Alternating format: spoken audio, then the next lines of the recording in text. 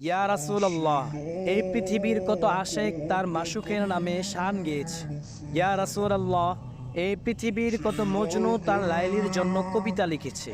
ইয়া রাসূলুল্লাহ, এই পৃথিবীর কত প্রেমিক তার প্রেমিকার জন্য জীবনকে বাজি রেখেছে।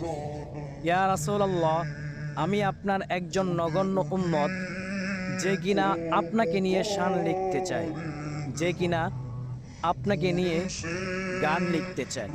ইয়া রাসূলুল্লাহ, আমার ভিতরে থাকা আপনাকে নিয়ে মনের কথাগুলো বলতে চাই।